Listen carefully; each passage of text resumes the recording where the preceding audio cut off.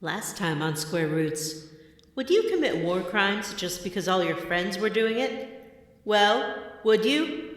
No, seriously, I wasn't here last time, would you guys?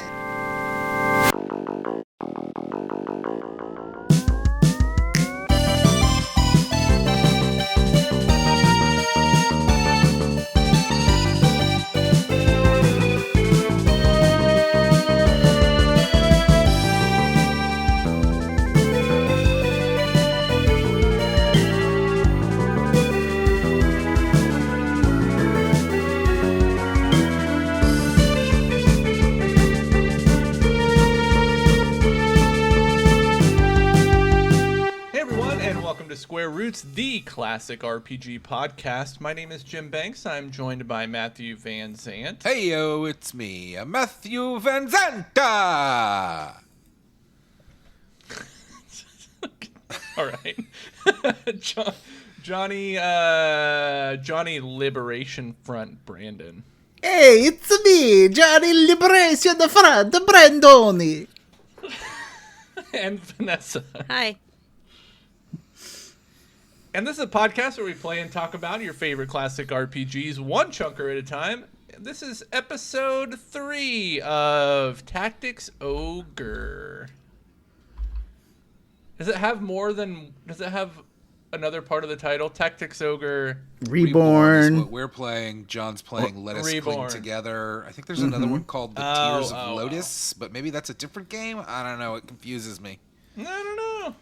Record of Lotus We're playing War. it, though. We're playing it. We did chapter 2 this week. Did you guys all finish the chapter? Well, Yeah. I did not. What? I'm going to have did. to actually go back and grind out some of these new classes, because Yeah, go grind it out. that last fight was difficult. I mean, the classes don't really affect the level. Well, but I think I could put some Terror Knight stuff together and a ninja and stuff, and I don't know. I don't think you Yeah, get I the haven't classes done just by anything with a ninja grinding. yet. You just have Well, to no, grind I have them. items. I have to level them up. Yeah, you definitely want to when be you at switch top classes, level. do you have to re-level everyone? No. It works differently in my version. In my version, basically you don't level up characters except for their super points or skill points. You level up a class, and so weird. when I start, ninja's level 1 and Terror Knight's level 1, so I do have to go grind those a bit. Oh, okay. All right. Well, we'll get to all this Tactics Ogre talk Ugh. in a little bit. But first, we have some hot gaming news to cover. I'm sorry, There's a John, big did you piece say of you news came didn't out finish this chunker? Yeah, sorry. I'm gonna I've been doing is going home and playing more of this game, and I thought I could finish it. Oh, poor buddy. But I got stuck on a Okay, fight. Matt didn't get all the way tough. through it either, or did you? Wait, you He's finished at chapter chapter 3. didn't you, Matt? I thought 3. you said Yeah. Matt's that's a what you were doing. liar. Yeah. Sorry. So, I'll are catch we up. covering all of chapter 2 in this chunker, or no? It's fine. It's not even a long chunker. It was long for Wow. me. It Way was like shorter 10 than I hours thought long. it was. Why Way are we shorter all than I thought it fighting? was. The episode's barely even started, and this is terrible. I'm not fighting. No, I'm not you fighting. rather. John's getting defensive over everything I'm saying. I was just curious. I asked you a question, and you were like, Yeah. "How dare you!" And then you slapped me in the face with your greaves, with your metal gloves, and it hurt. And now I'm sad. I did call him a slut lord. Yeah, Yeah. he did call me a slut lord, and he said I'm a cop, which I did not appreciate. Well, Yeah. I said Big Boss Man's a cop. We know what you meant. I meant Matt. Is it time for hot gaming news now? I hope Ugh. so. Do whatever you want. I have a big one. There was an announcement today that Remedy is co-financing Control 2 with Annapurna, and that they are also putting together plans to bring Control and Alan Wake to film and TV. Now, I would prefer, if this was my project, that it just be an extension of Alan Wake, so same actors and everything. I know they're not going to do that. They'll put fucking Joaquin Phoenix or that guy from Please not Jarhead. Joaquin Phoenix. He sucks. I don't like Joaquin Phoenix. Well, I just mean don't I'm like going him to put in an movies. actor I don't like and not use the stuff from the game. Which I know that's what happens when you make a movie. But that's why I don't like making movies from games. My preference would be that they make something that is within the same universe but unrelated to the characters we know and love. That's what I would like. If you're going to make a Control TV show, make it about some other AWE somewhere and have that be the mystery, and then have like Bureau of Control people just around experiencing spooky stuff. But would You Jesse could be in even do it? it like Jesse could have a cameo, or they could be like, "Oh, I got a new directive from Director Faden or whatever." Yeah, Like, but I that's don't want her to that's be the central Agents of figure in the story. S.H.I.E.L.D. way of doing it, and that didn't work very well. it did eventually. It just took like 5 seasons for them to get their shit together. Oh, okay. Yeah, but I think in like the Marvel sense, people want to see the Avengers, and I think like the Bureau of Control is cool enough to hold people's attention. Yeah, it could be a Monster of the Week kind of thing. Like, Ooh, like an X-Files Yeah, with the yeah, Bureau of yeah. Control. Ooh, that would be amazing. and then you have one Maybe they'll do a skeptic, fun even though Alan like Wake show. you still have to have one skeptic, even though it's like really obvious and apparent that their whole job is Yeah. to find these supernatural things. And they could be like, "Oh, there has to be a scientific explanation for this." I feel like an Alan Wake show would kind of just be Twin Peaks. There's nothing wrong with that. So, no, but we already have a Twin Peaks. That's true. I don't know. You know, we don't know what they're planning. Sam Lake might have something totally new and unique up his little sleeve. All right, that's my big piece of hot gaming news. Do you guys have anything you would like to share? Yeah, Who will go first, Johnny? you can. Okay, thank you. This is really big, huge news. We're finally getting an update for, I think, one of the podcast's collective favorite games. That's right.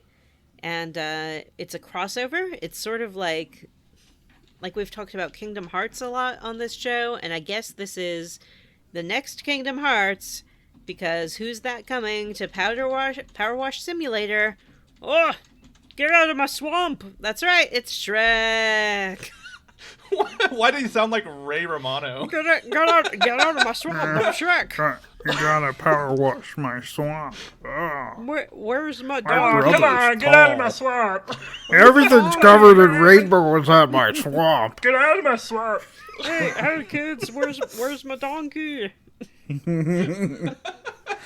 Can't you do a good Shrek impression?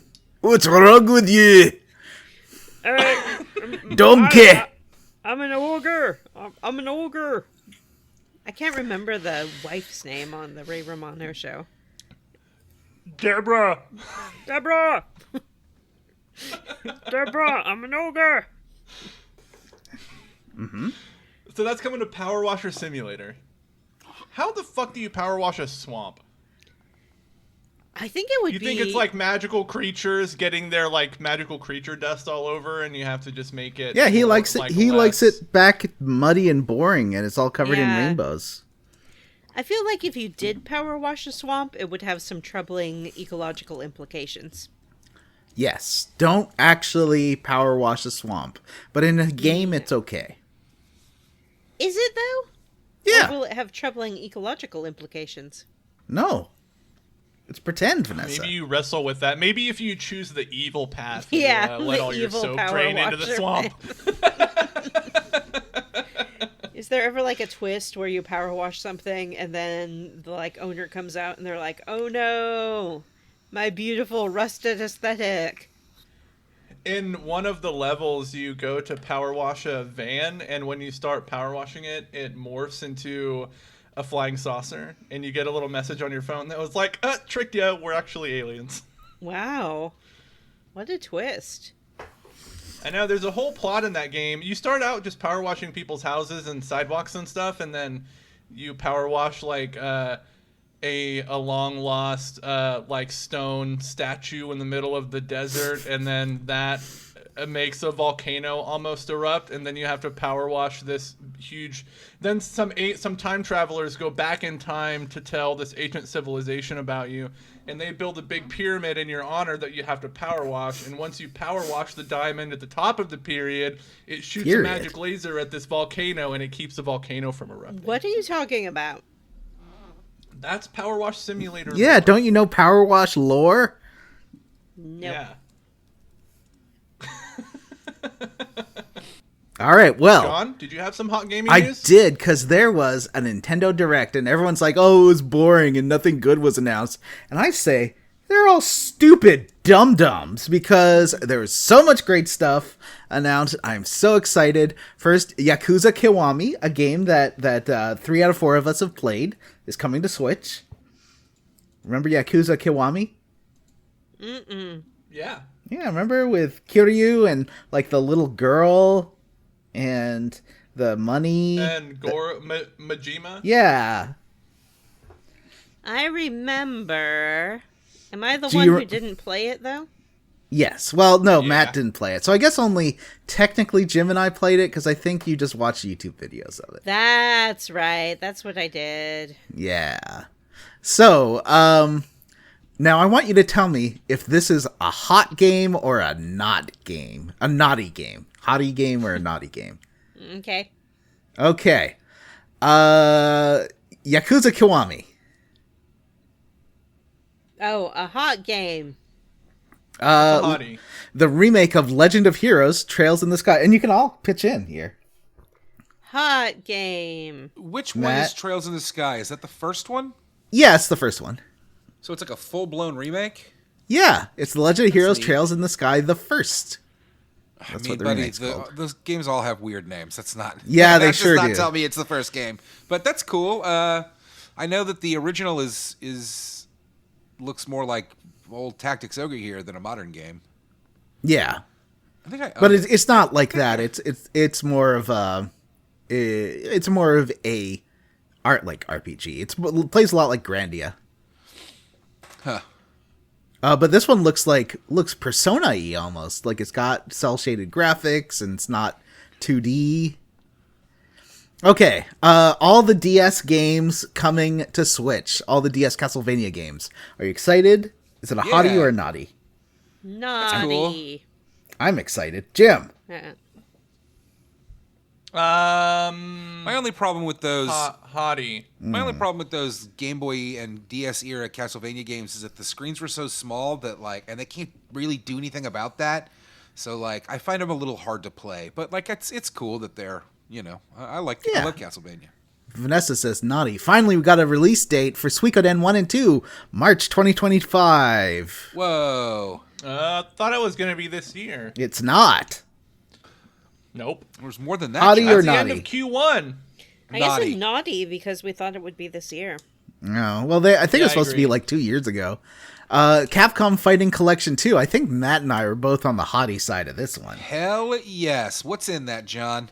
Power Stone 1 and 2. Whoa. Whoa. It's got that Rival Schools Dreamcast game, Project Justice. Oh. That's just Rival Schools 2. It's got that Which, Star again, Gladiator hell sequel. Yeah. I love Star Gladiator on the PS1, and this is like the Dreamcasty version of it. It's that fighting game where everyone has Plasma Sword? lightsabers. Oh, I thought it was called Plasma Sword. Or Plasma Sword, whatever it's called. Yeah, that one. But it was Star Gladiator was the first one. And then it also has Capcom versus SNK 1 and 2, which I don't fucking care about. Oh, that's a good game. Street Fighter Alpha 3, that's a great game. Alpha It's got 3 Upper, which is like an arcade release. It's got Power Stone 1 and 2, which are great. I don't know, it's got a lot of stuff. I'm very excited to play Power Stone again. I absolutely adore those games, and I also really love Rival Schools. So, very excited to get a chance to play those 3 games. That has the one where because it's like a team one. That one girl has a special move where she can be paddled by her professor, and then she shoots hearts no. at the enemy. Doesn't she? That's one of the. There's a character in that game that has one of the rarest moves in fighting games, which is a healing move. Oh, is that the paddle one? I think it is. I think it's Oh, got something to do boy. with shooting hearts at somebody. All right, a My Sims cozy bundle has 2 classic My Sims games. Hottie or Naughty? Bleh. Vanessa? Hottie. Oh, I don't wow. even know what that is. It was like the super casual Wii My Sims. So it's like Sims, but for more tweens. Naughty. Wow. No. There's a Tales of Grace's F remaster. Balatros getting a bunch of DLC. Oh. Power Wash Simulator. Sea of Stars. Dragon Quest 3 HD 2D gets a gameplay trailer. I think that's all like the super exciting stuff. But I don't know, there's a lot of stuff that look cool, and I thought it was a great one because I don't care about Nintendo games that much. So I like all this Wow. other stuff way more. So that's What a hot my... take. What a hot... There's also Date Everything, a sandbox dating simulator. Oh yeah, Where- I'm excited about that one. Oh, did I tell you about Crush House, Vanessa? You did, but not on the show. Oh, well, let's talk about that, because that looks really cool. It's like indie game, and you're like directing a reality show where everyone in the house has to smooch each other, and you're like getting characters together, and you're using different camera angles based on what like viewers want to see. And it's a lot of like, there's one mechanic where they want to see butt shots. It sounds Oh. pretty fun. And it goes in interesting. The plot goes in interesting directions, so it's not just totally a Sims type game. It's got a narrative too. I have always wanted to have my own cast of reality television stars to psychologically manipulate. It's true. That does seem like something you'd like. All right. Does anyone else have any more? HDN. Not me. I don't. Matt. Oh, does Matt have some? He said me. I said not me. Oh, well, I just heard me. I think we're good to level up.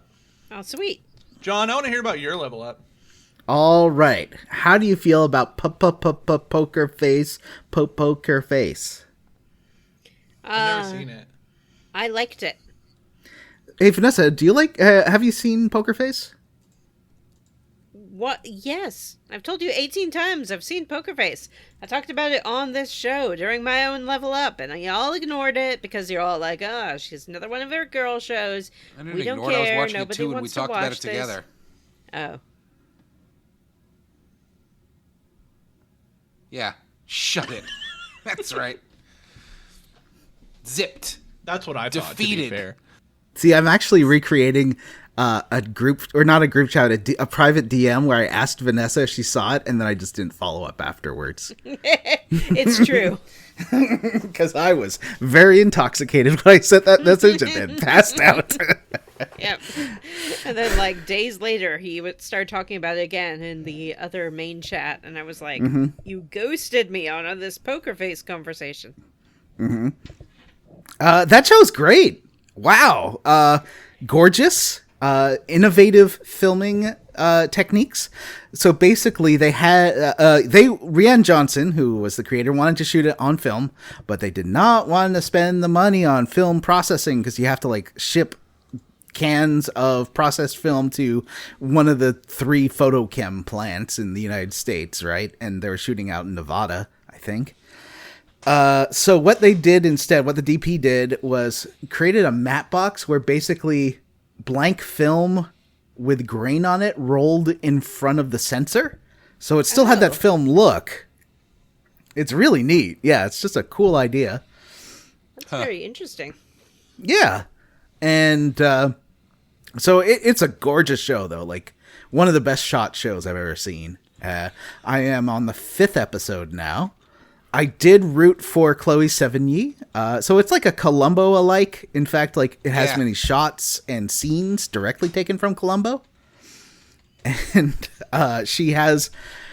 what I like is they've kind of recharacterized the way... Basically the way Natasha Lyonne always talks. But like I think Rian Johnson realized suddenly she just talks like a lady Peter Falk. And they just ran with that. I think maybe when that show was on is what kicked off my watching like 7 seasons of Columbo a year or two ago. Yeah. But like, yeah, I love that it directly references old Columbo episodes. The titles at the beginning are that kind of effect. Like they are Columbo style titles at the beginning, which is wonderful. And but it's a different kind of show, sort of, because she's not a police officer. And yeah, I like it's that about it. I like that she's not a cop. In fact, she's on the run, which gives her it kind of has that a time limit Hulk to show. each. Yeah, she's got to get out of there before things catch up with her. And I also really like John Hodgman has a bizarre cameo in the 4th episode where he plays someone who's very bad at buying drugs. I don't know if Matt saw that one. Yeah, I remember that. I'm sure I did, but I don't remember that. He's like, do you know my friend Molly? I'm looking for Molly. Yeah, and everyone just keeps telling him to, like, either they think he's a cop or they don't understand what he's trying to say. Yeah, everyone thinks he's a narc. He's like, why does everyone keep calling me narc? Yeah.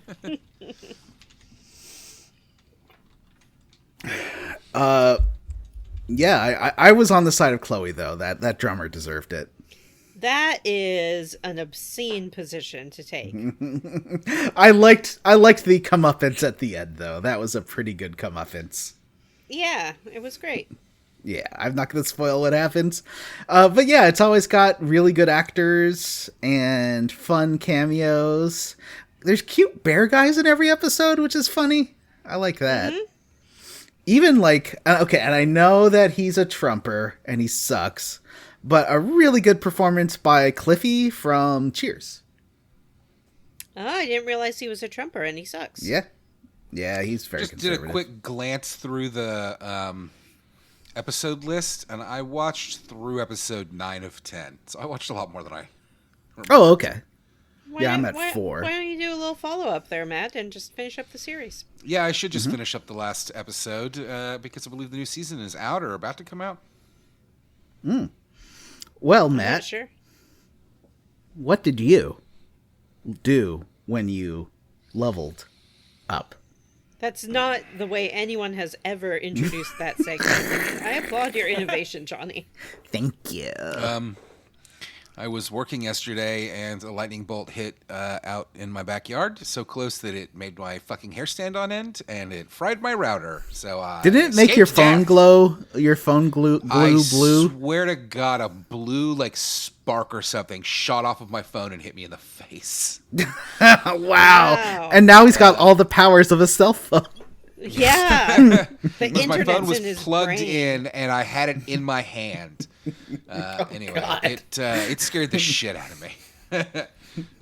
So I was streaming off of my phone tonight, but Is there a scorch mark in your backyard? no, I went and looked. Actually, I didn't see one, so I don't know. Oh, weird. Maybe it hit the When that tree. happened at my house, there was definitely a big old scorch mark back when I was a kid.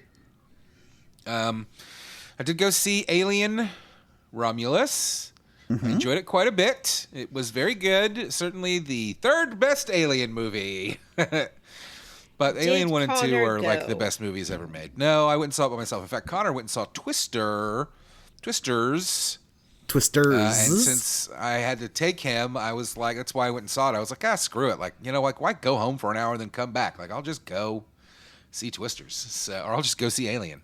So the only seats I could get that weren't like jammed in with a million people were in D-Box. So I saw it in D-Box. It was kind of cool. That D-Box thing can be really distracting and annoying, but sometimes it's kind of amazing. Like there's a scene that's in 0G, and the seat kind of like picked me up and just kind of like swung very gently. And to go from, just kind of sitting to suddenly feel like you're swinging around really did have like the intended effect of almost making me feel like I was, in the 0G myself. And it kind of blew my mind. That's fun. But sometimes it just shakes really hard along with the music. And you're like, please fucking leave me alone. Please Did stop. it squirt water in your face? No. Sad. I would hate that. I don't believe the D-Box does that.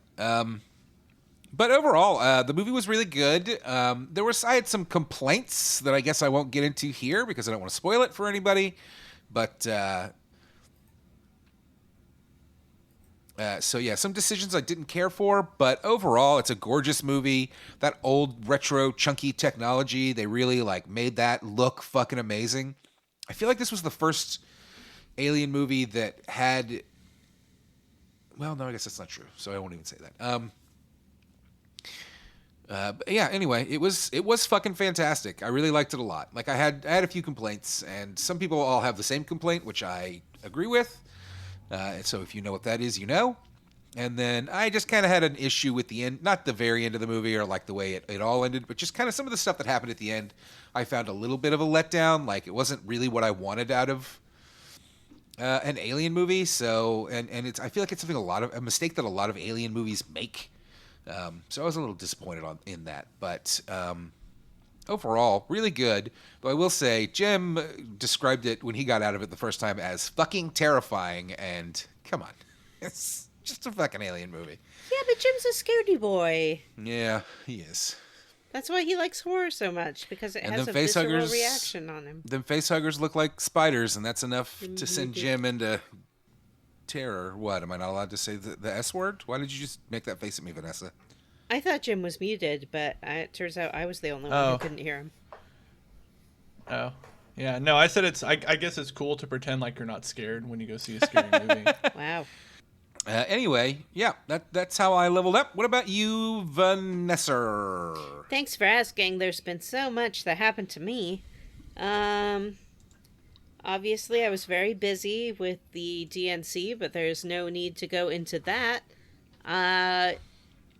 In other television... That's right. I can't believe that we didn't mention that they announced that you are Kamala Harris's running mate for the presidential election. That's a big surprised. Big change, yeah. I didn't even know I was on the short list, to be honest. Yeah. I'm always on the short list. Well, but she knows that you know J.D. Vance and that he hates you, so... Right. Now the opposition research begins. Oh, no. I would hate someone to do opposition research on me. They'd listen to this whole podcast. Oh, yeah, they would. Oh, no. They'd be like, she said some really disturbing things about David Dastmalchian. Oh. Nobody's supposed to hear that. She composed a song about Greg Davies. Didn't you say something about calling him three-hole Dastmalchian? Oh, God!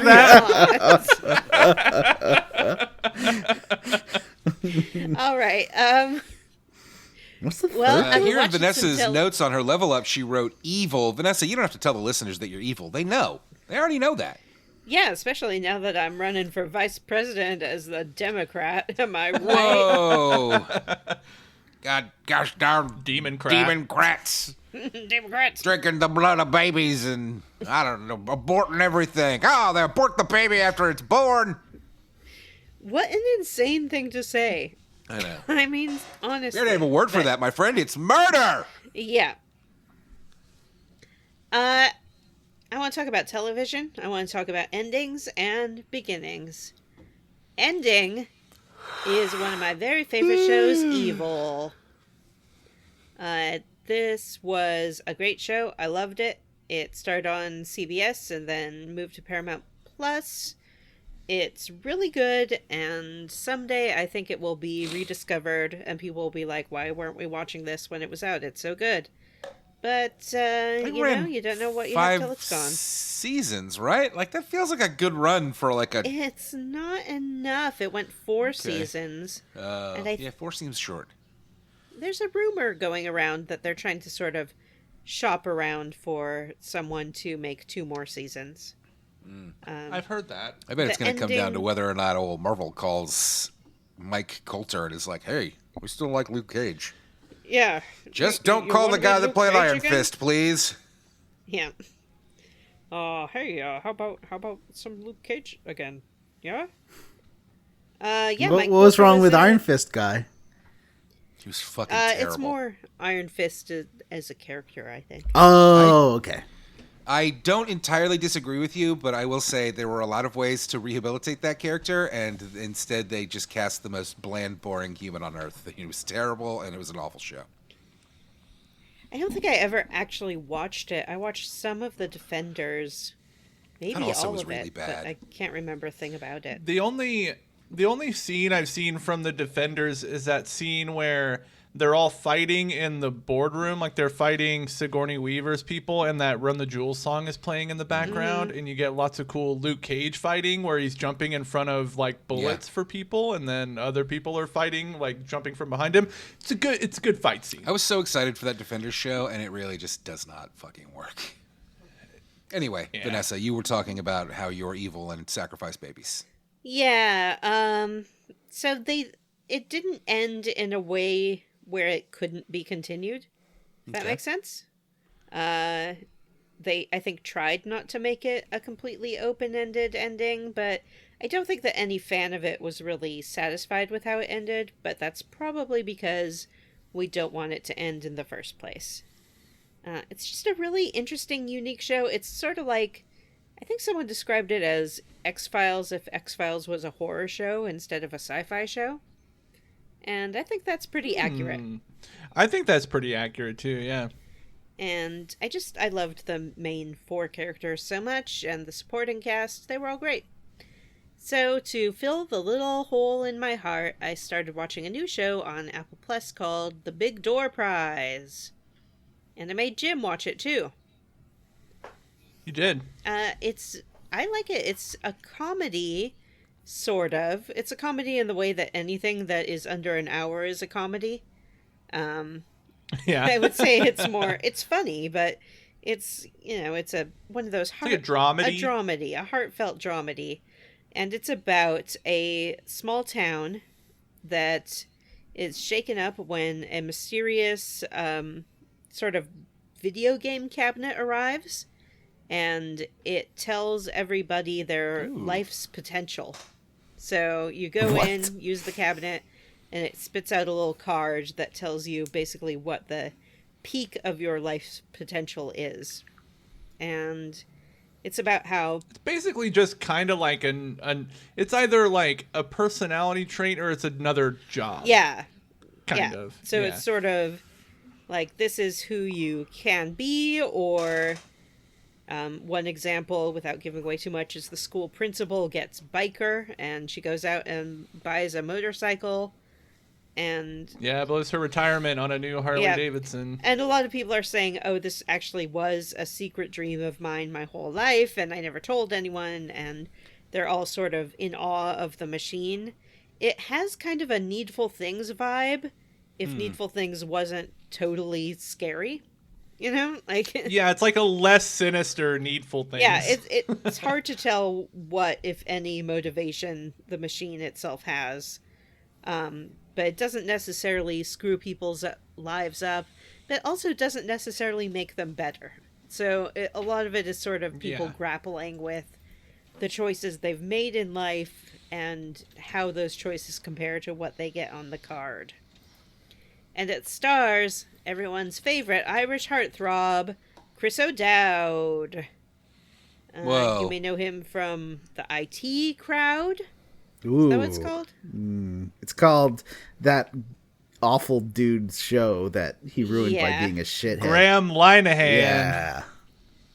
Or what a turd. You may know him from Bridesmaids. He was, I think, the boyfriend of the main character in that. Kristen Wiig's love interest, right? Yeah.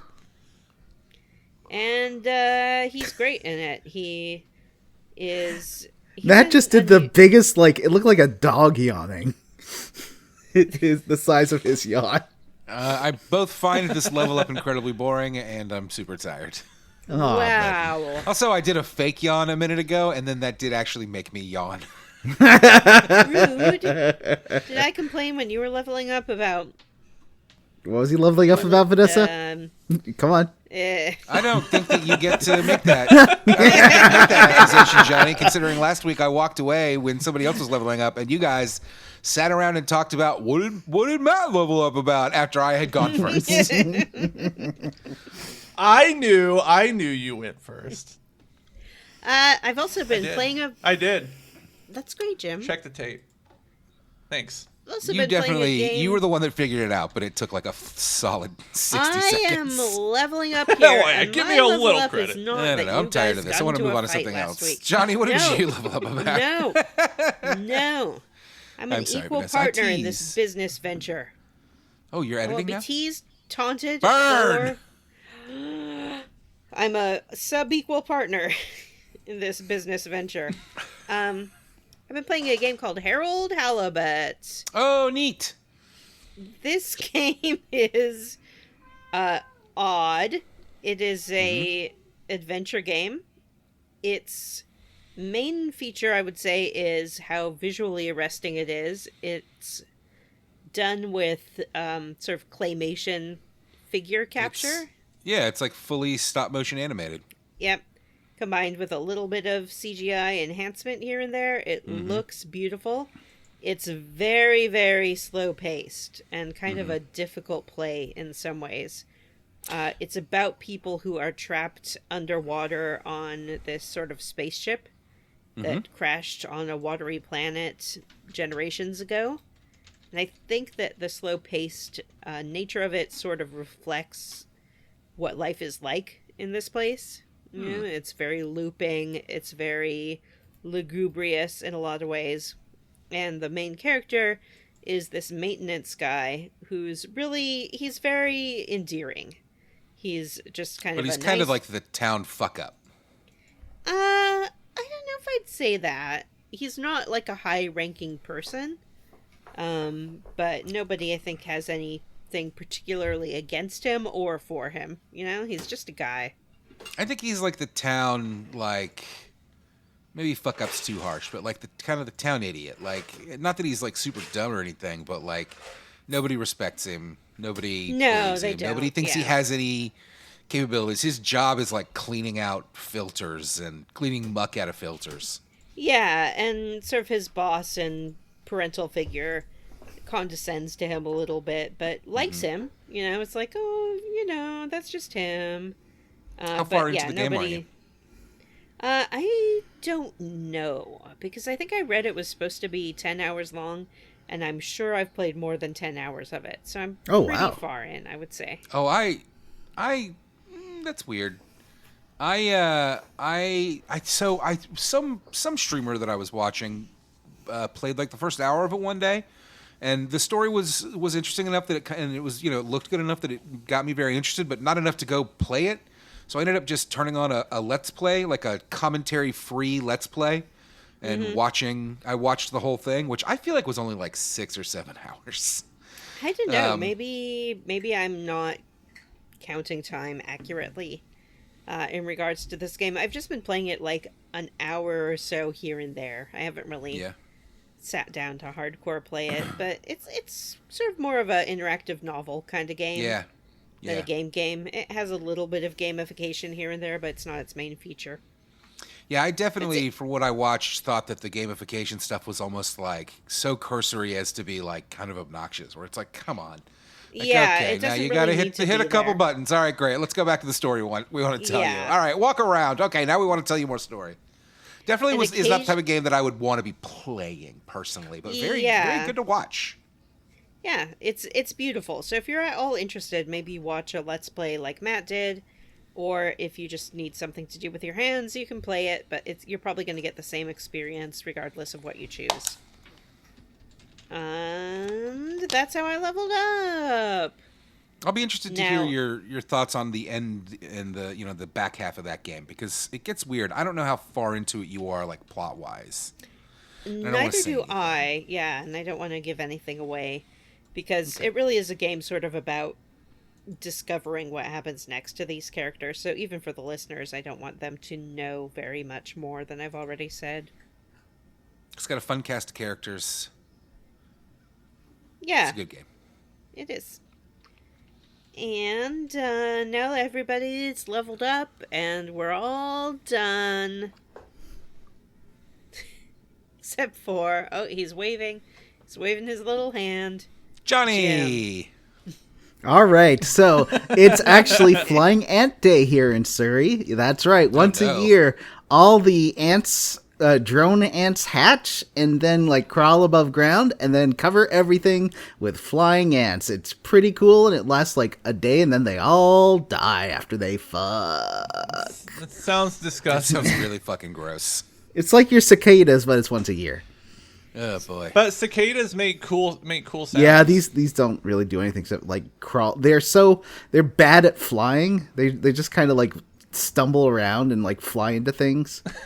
Cicadas come out yearly here. There are different kinds of cicadas, and they don't all work on like Yeah. a 7-year schedule. Okay, They're sorry, I didn't know. yearly I here in didn't, Florida. I didn't know that. Anyway, There's cicadas here all the time.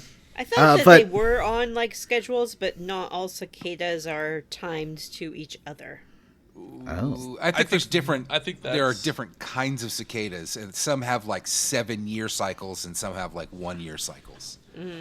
Oh, maybe. I thought it was like, because like there are different sizes of like cicada broods too. Like some broods are huge that are on a certain schedule, and some are like a Yeah. smaller We brood just on had different our schedules. regular cicada thing recently. I remember walking outside one morning with Haley, and she like stopped dead and was like, "What the fuck? Why are they so loud?" Yeah, we had a storm, or it rained a few days ago, and I went outside, and Amanda's Bronco was parked in the driveway, and 2 cicadas flew like directly into it. I could hear like a thud thud. There was So, one in Jim. my house the other day, and I'm pretty sure the cat ate it. aw, that's good. So Jim, I see them run over in the street a lot. did you do a double feature of The Crow with Bill Skarsgård and Borderlands? That's my question about how you leveled up. I did not. I What? did not. What a I did bummer. go see a. I did go see a movie. I did go see a movie. It's called Strange Darling, and it starred Willa Fitzgerald and Kyle. Looney. Kyle. No. Laughlin. Oh man. Kyle Gallner. Kyle Gallner. It also had Ed Begley Jr. in it, which like I didn't know going into it, so it's weird to see Ed Begley Jr. in a movie. But it's kind of set up like these 2 people agree to have a one-night stand with one another, and it turns out that the guy is like a serial killer. Whoa! And so it's like kind of a cat and mouse movie about him trying to catch her. But there are some really big twists in it that I won't even like hint at. It turns out she's a serial killer that kills serial killers. Whoa! Dexter. I'm a werewolf It's not that a eats fucking. vampires. It's not a fucking M Night. Yeah, I was gonna Shyamalan. say, is that gonna get a trap crossover? That'd be amazing. Yeah. Or a long legs crossover. Are we talking the It Trapiverse? was a really good movie. Oh, ew! I don't keep me out of the trap verse, please. But it was a really cool movie, and it looked amazing. It was shot on film, just like John said. His show was John. I think he was the director of photography on the film. Is Giovanni Ribisi? Oh, remember Giovanni wow. Ribisi, the actor? Yeah, was from just In in, Time. No, Yeah. from Inside and from Kevin Costner's new Western. Oh, is he in Kevin Costner's new Western too, Horizon? Yeah, he shot the movie, which is crazy. The movie looks great. Yeah, I would give it 2 thumbs up. Recommend. I saw it when what I thought was going to be a totally empty theater. It was in like a small auditorium. And so we had seats in the middle. I bought some seats in the middle. And it turns out there were 2 other people in the theater, and they decided to sit right next That's to me. so weird. Come on, you could have sat anywhere else. Hey, I have a hate question. that. Are you going to see that Speak No Evil movie? No, I saw the original, and I think I've one watch of that movie is enough for my entire Yeah, life. I so. feel the same way. It's a remake? Yeah, it's a It remake is. of like It's a remake Dutch of film, a. It is a Dutch. I think it's a Dutch film. Yeah. but it's mostly in English, so there's really no need to remake Yeah. it. It's very odd. It also it is one of those movies that like it's so unpleasant to watch. It almost feels like it's hurting you. Yeah. Connor, my son was talking about going I to can't see do it it with again. some friends, and I'm on the fence. Like, it's rated R. No. It's deeply, deeply unpleasant. Yeah, I'd say it's more about, I don't think he would even like it because it's more about just being uncomfortable and awkward social Yeah. situations between adults than it is about like It's like scares and jumps. it's a lot of. It's almost like if it was tonally different, it would be like a cringe comedy. But instead of it being like kind of awkward, haha, it's more like awkward, really sinister. Yeah, it really is like it's about the original is about I think a Swedish couple who meets this Dutch couple on vacation and then goes to stay in their house for a weekend, and it's about sort of misunderstandings and cultural differences between them, and that just kind of And they like kind of like gently push against a lot of weird social Yeah, mores, like and interactions with the boundaries and other things like person's that. spouse. Yeah. Yeah. Very, very like culturally uncomfortable stuff. Yeah. And it just sort of gets more and more escalated, but the main part of it is kind of about how do you navigate being a guest with people who are behaving in ways you don't expect, and maintaining politeness, and also when you decide to remove yourself from a situation versus not. I don't think it's really a movie for kids, and I don't mean that in like kids shouldn't see this. I mean, like, I don't think that. Don't think kids would think it was boring. Yeah. Yeah, I thought don't it was think- weird, and I don't know why he wants to see it. Show him the original, and then if he likes that, he can go Yeah. see the remake. It's almost like watching I think I'm pronouncing his first name wrong, but Michael Haneke. Oh wow! Almost like watching a Haneke. Oh no! I've seen a few of those. They're rough. Yeah, they are. But it does have a lot, too, of sort of, like, weird swinger undertone sexuality stuff that I don't know if you would like either. Yeah. What else did I do? I went to a casino last Friday and won like $350. You degenerate. cool. Gambling away your hard-earned money. I know, usually I just go to the casino and like I'll play roulette for a while.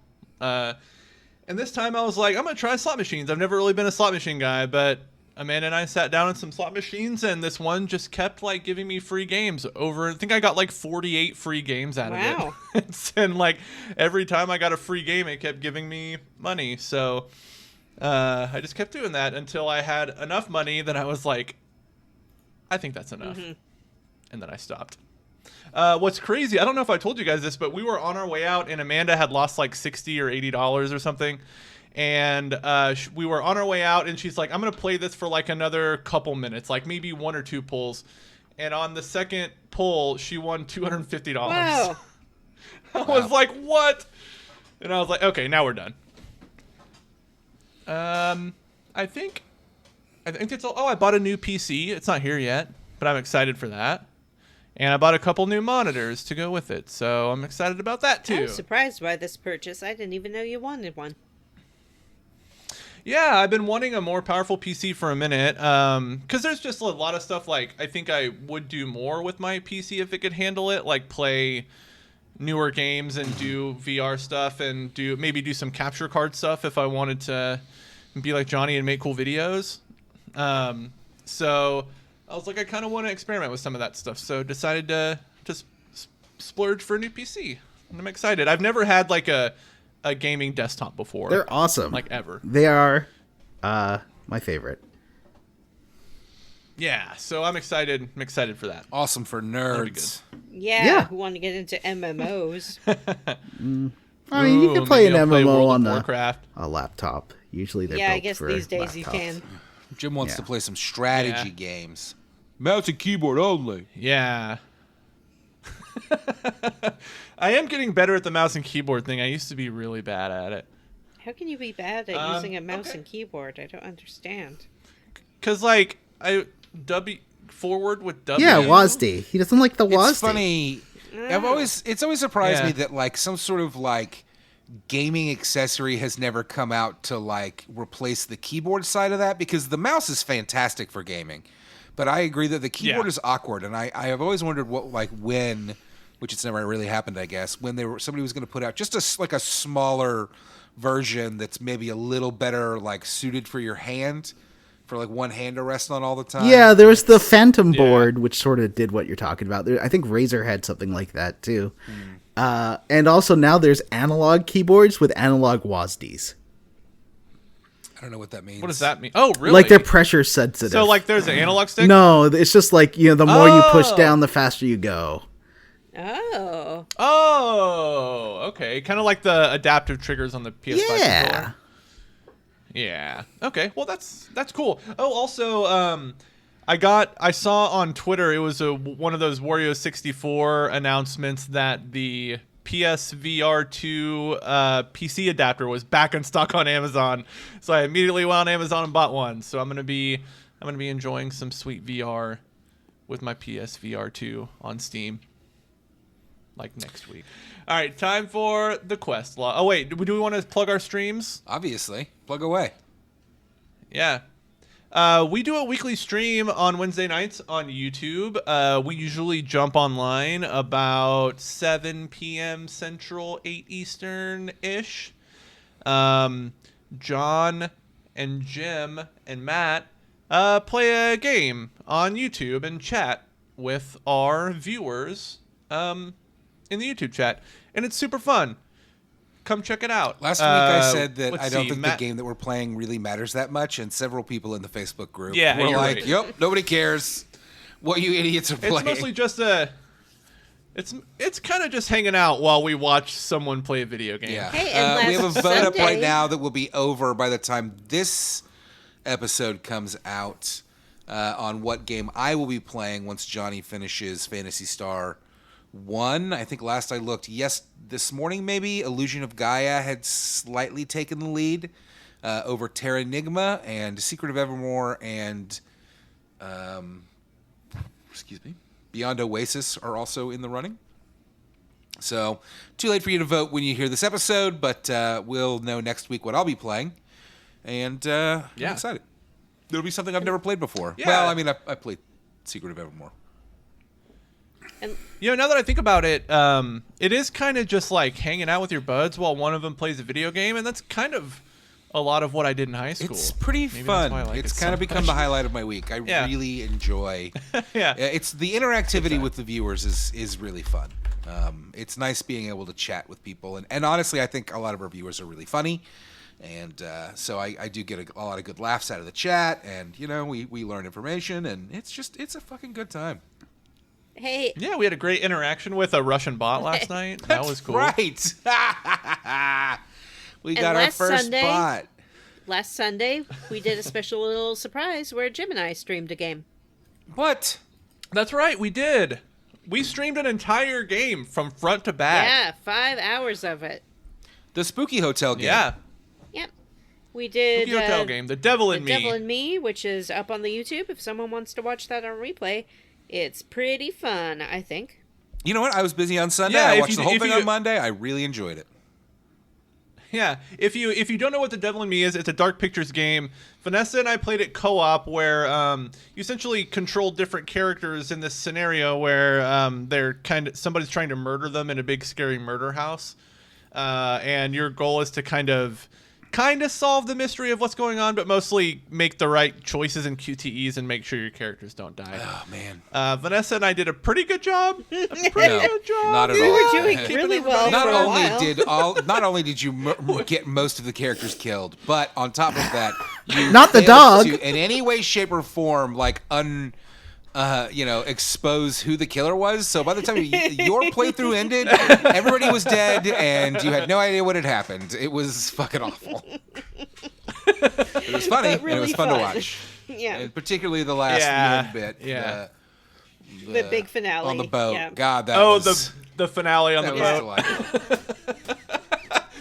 The way Vanessa's character was killed on the boat was so unique, and to the point where I was like, "Is that scientifically accurate? Like, is that what would happen to somebody?" What happened? What happened?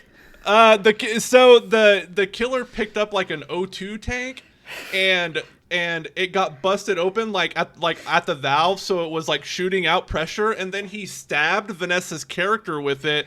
and it was like shooting blood out of her chest. Yeah, it was like emptying into her chest. Yeah. I was like, wow, that's really something. Yeah, it was unexpected in many ways, I would say. Yeah. That was a good time. I was thinking today John, that it would be why don't fun you to stream Alien Isolation, since Alien is in the news right now, and I Yeah. looked up how long it takes. Jim's and it's done a that 20-hour before, and it was game, and I was like, hilarious. never mind. Now that you say that, the other day I dug out my physical PS4 copy Whoa. that I've never finished because I was too scared. I feel like it's too long to stream. I don't know how long it is. I've I never was finished just it. said I looked it up today. It's around 20 Oh. hours. Oh, Is no. that the no, thank game you. where, Jim, you streamed a little bit of it and you ended up running in a circle for 20 minutes, shouting about Yeah, how I got many so aliens I was got after so you? panicked. Yeah. Those like games where you're being chased make me like panic. Yeah, we all remember what happened Yeah, in Resident I Evil 8 and with the baby. No baby, no baby, no baby. Yeah, I panic. Hey, there's another right. YouTube channel that our listeners should check out, and that's Johnny's new channel, Bears and Games Neo. He just released his sweet new GTA 3 video. It's about an hour and a half long, and it's fantastic. It's so Absolutely good. go check it out. You will not be disappointed. Hey, I don't like the GTA games, and I still really enjoyed the GTA 3 episode so much that I watched it twice. So definitely go check that out if you have not. And like all of his videos and subscribe and send him money and love. Yeah, you get to learn about Kyle MacLachlan being in this game and how he was a Trump surrogate, just like Big was, and carrying the sexy city. They just keep getting better and better, Johnny. They really do. Yeah, I'm definitely getting more practice, and the next one will be on The Simpsons Hit and Run. Though I'm probably going to Heck do yeah. a couple of short videos in the interim. I want to do a quick review on the Nintendo Switch version of GTA 3, which I have finished, and I have thoughts on, important thoughts. I just Very want to know important when thoughts. you and I are going to play some Power Stone together. That's all I care about. It's not even out yet. It's out in like 2 weeks or a week, I think. No, I think that collection is 2025. I thought it was September something.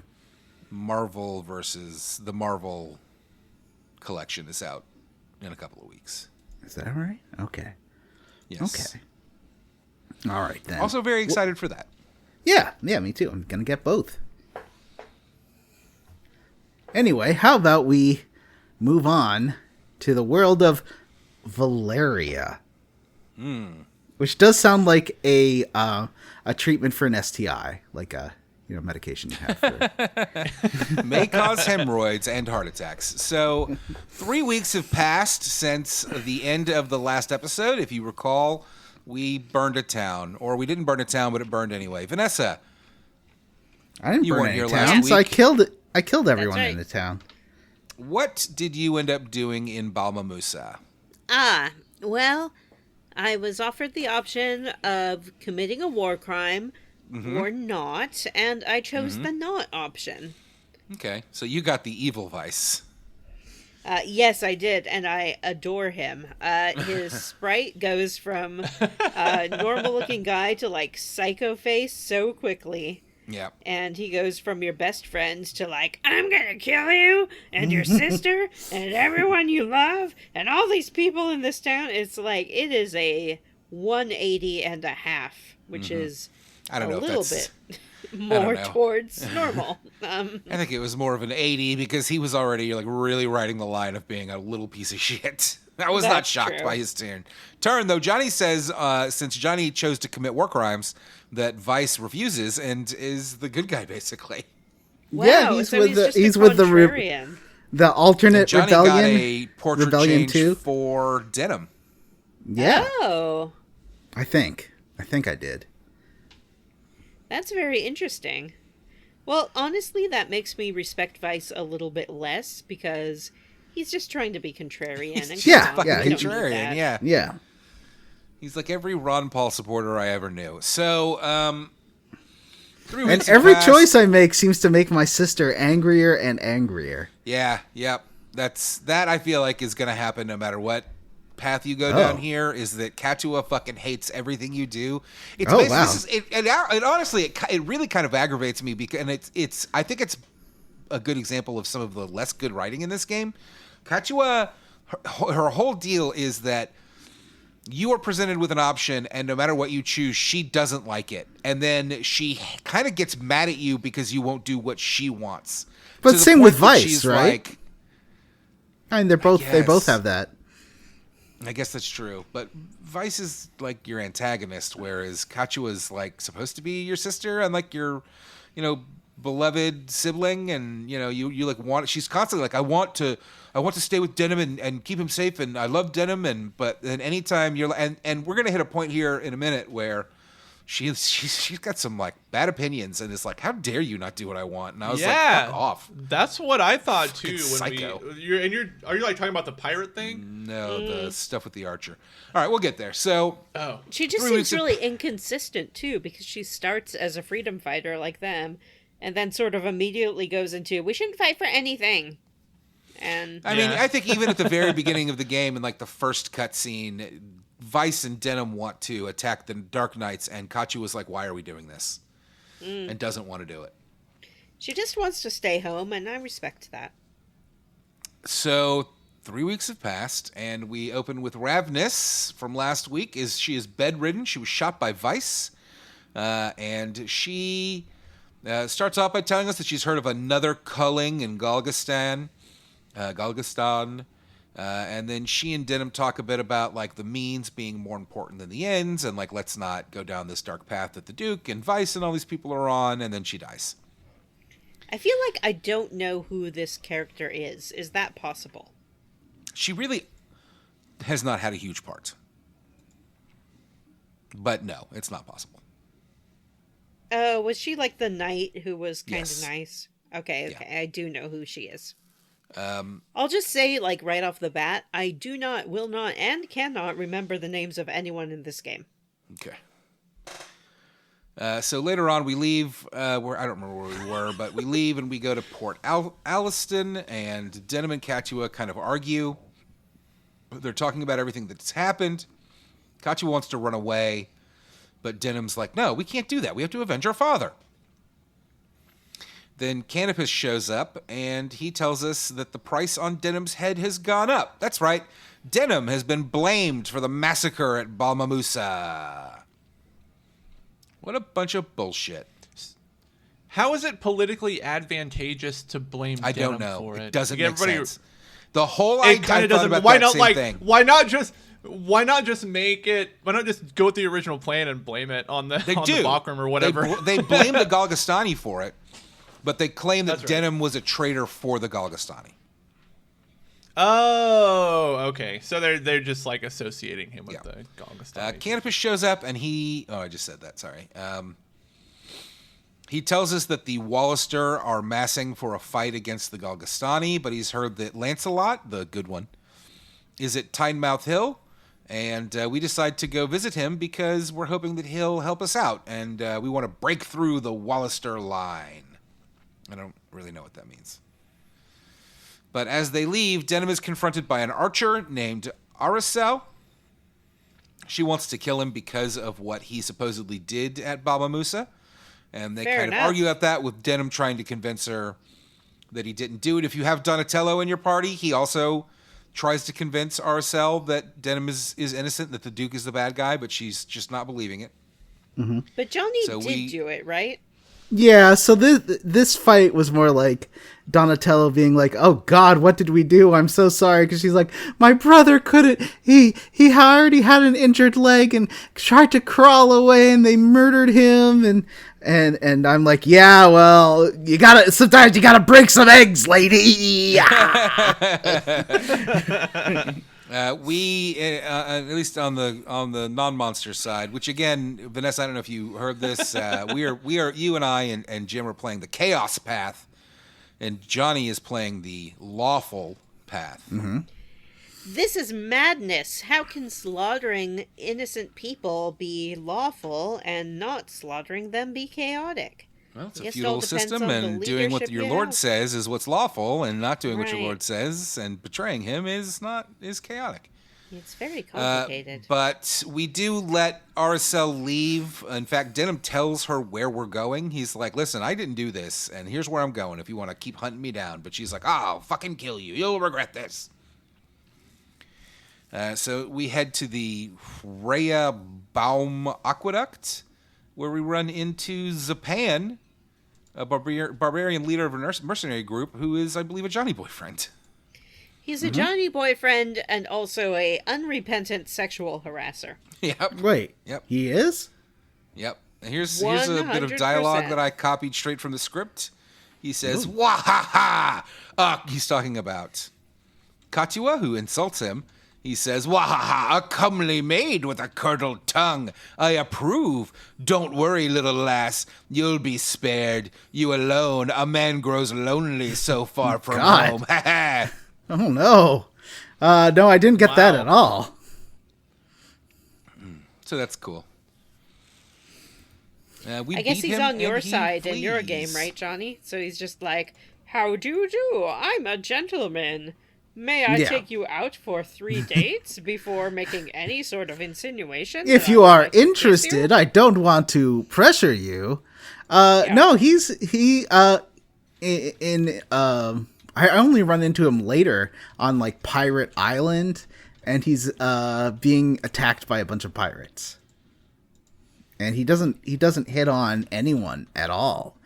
He's just like, I'm a mercenary, and if the Duke will pay me, I'll gladly join your force. And I'm like, sure, go nuts. You want to join us? And he's like, yeah. And I'm like, okay, you can bunk with me. And he's like, that's inappropriate. You're my boss. I'm like, oh, sorry. I'm sorry. Inappropriate power dynamics, Johnny. Yes, exactly. Also, problematic age difference. Between him and Denham. Okay, I Yeah. thought you meant you and him, and I was like, No, we're about the same age, I think. All right, what happens next? I highlighted the text. We fight him, and he runs away. Great job. Really proud of you. He runs away a lot. Yeah. So I Does am he playing join this you game with- guys?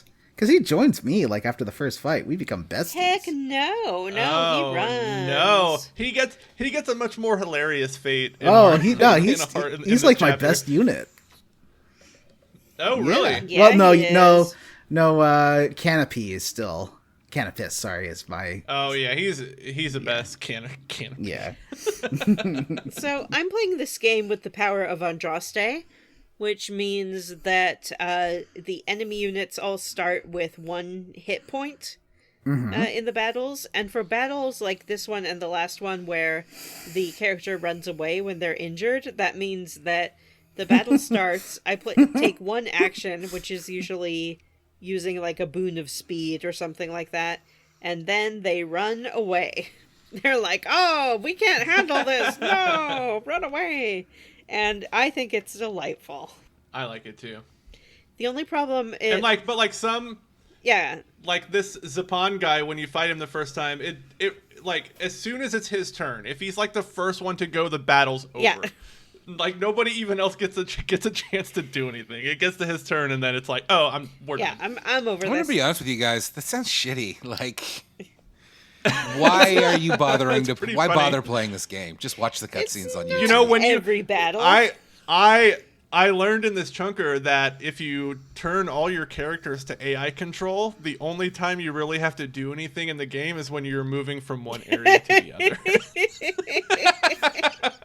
The only problem with the 1 hit point thing is that if there's a character you're supposed to save, they also only have 1 hit point, so I have to toggle it off for those battles.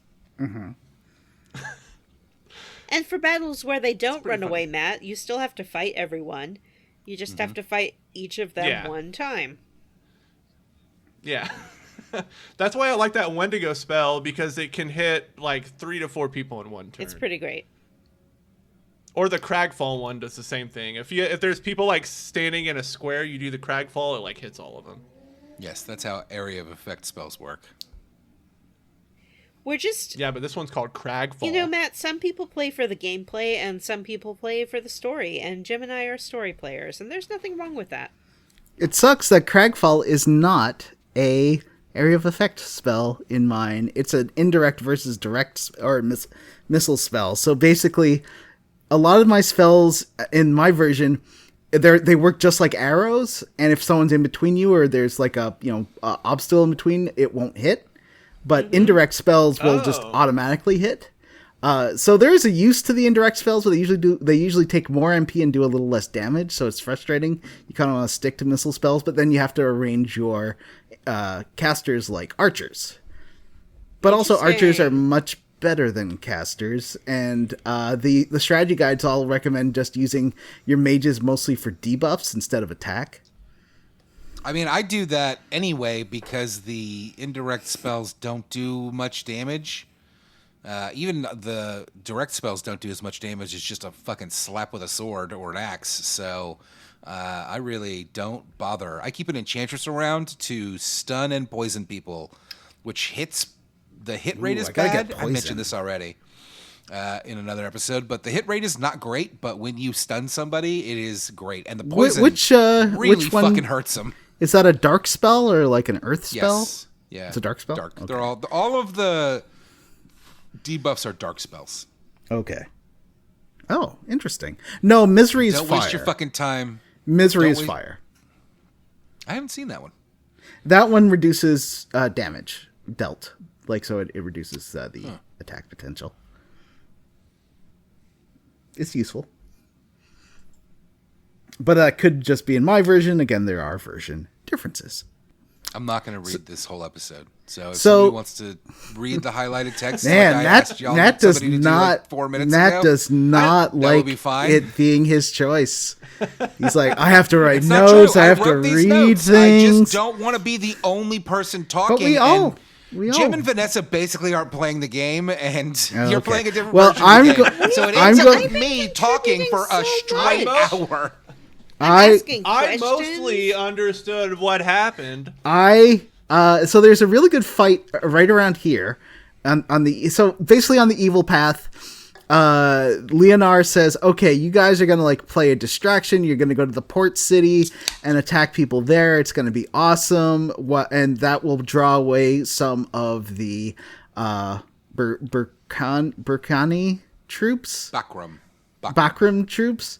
And while the Duke does his own attack at Puget Sound, and I'm like, okay, so I go out there and do that. And then suddenly, like, there's things turn bad, and we have to sort of escape because there's lots of reinforcements. And we hear that the Duke's forces were pretty much destroyed, like that. So, like, all the other Wallister forces were routed. And we take a boat around. That's why we go to Pirate Island and rescue the hot dwarf guy. And then, so there's a fight which I think really underlines, like, the moral compromises that you have to make, because you fight a bunch of resistance troops, and these are Wallisters, and so it keeps being that you're fighting your own people over and over, like all of our cells people are Wallisters. And then you do fight from the Liberation Front, which is a Gagastani organization. Is she? No, she's not. She's the one with the Wallister brother. Okay, but I guess the plot's different in mine. She has a Wallister brother that was part of the people killed, the Wallisters killed, and the whole thing is like... The Galgastani were killed. That's who we were blamed for killing. It was... Oh, no, they did kill the Wallisters in that town. Yeah. No, that was... I think you're conflating two characters. There's the am Archer Lady. Yeah, Archer Lady. There's the Archer Lady, and then there's the Knight Lady. And they're two different people. Yeah. You're also jumping way ahead of where we are. The Knight... Well, the Knight I'm Lady talking. Has a sister. The Archer Lady has a. Yeah, I'm just. Give me chill. I'm just telling you what's happening. Not you, Jim. To do it, he's gonna do it Johnny style. Yeah. So and I think that things happen in a different order, and that's okay. So I get to the mainland after going on a pirate boat cruise. And I did like that fight against the octopuses. That was pretty fun. Are they considered reptiles? Fun. I want to recruit some octopuses. They're beasts. They're beasts. So I still haven't managed to successfully recruit anything. I looked at some guys and it says you have to be right next to them in order to have, even though it gives like a full, like you have a huge range to recruit, but it says, but why bother if it only works if you're right next? Yeah, that's very odd. And you have to get them to blinking red before you use it. Oh, okay. Anyway, I want to try recruiting some monsters. I have a beastie thing. I don't like that you can only recruit one type of unit at a time. You can only equip one stupid. recruit command. So you sort of have to prepare it in advance, I guess. Yeah, you got to scout the field first and see if you're fighting beasts or dragons or different. I think Canopus, whatever his class is, can recruit fairies. Yeah. And some classes can recruit humans. It's weird. So there's this one fight, which I thought really was like a good synthesis of story and gameplay, because you basically run into a group of healers that are tending to a terror knight that has been struck down. And they can't really hurt you much, except for they have two archers that are with them that can hurt you, and the leader of the healers, she has a bunch of grenades, which I gotta figure out how to get these grenades because they do like 80 damage. You just buy them. Yeah, I gotta start buying grenades. Buy them and equip them as items. Yeah. So she's got but other than that, like they said like, hey, we are powerless, and but we'll try to stop you in order to save this knight. And yeah, you just mow them down. It's pretty rough, and I like that. That's awful. Yeah, but I think that's a really interesting use of gameplay to further story. Like, it's something I hadn't really seen in a game before, where you're just killing innocent people, and that's sort of the point. Yeah, we didn't get that. That's pretty cool. Yeah. However, that knight, I was reading the guide, and the guide's like, well, if you do this specific thing, you can actually fight this knight and get the Terror Knight mark, so you can switch classes to it, but it's pretty hard. But that specific thing happened, I guess, so I had to kill this knight, and then all the healers were just, like, gathering. Like, at first, I would almost kill them. Like, I got him down to, like, 30 hit points, but then he moved close to that pack of healers that were still, the half that were still left, and they just all started healing him. So I had to like slowly kill each healer one by one, and then it just took a long time. What a sinister act. Yes, and then I killed that knight, and I got the Terror Knight mark, which is pretty fun. But I just thought that was really good writing. Anyway, back to for us, in our game, Johnny, we don't go on a pirate ship. We run into a knight whose friend, or I guess sort of romantic interest, it's not clear. She has been kidnapped by pirates. And basically, first we help him in a fight, and then he's like, well, I can take you to the fort, but my friend's been kidnapped by pirates, and you have a choice. You can be like, nope, you promised to take us to the fort. We do not care about your friend. And that is the route that your sister wants you to take. She's like, wow. No, we have to get to the fort. Who cares about some lady who's been kidnapped? We don't even know her. Forget that. She can just stay and be abused by the pirates and violated in terrible ways, and it's fine. Or you can choose to go to the pirate fort and rescue her. So, what did you choose, Jim? I decided to go and rescue the what's her name? I can't remember her name. Her name Citrus? is Lady. I was really clear that I was not going to remember the names of these characters. Yeah, that's true. I thought it started with a C. Yeah, it does. I don't remember what it is. Yeah. I went to save her. As did I. I was really surprised that the sister was like, no, we've wasted enough time. Yeah. We really need to get on our way. She doesn't want to go anyway, like, so then what? I don't really understand what her deal is. She just doesn't want to do anything. Yeah. So we go and save the sister, and she is very grateful. And this is after, I guess, first we have to go save a wizard.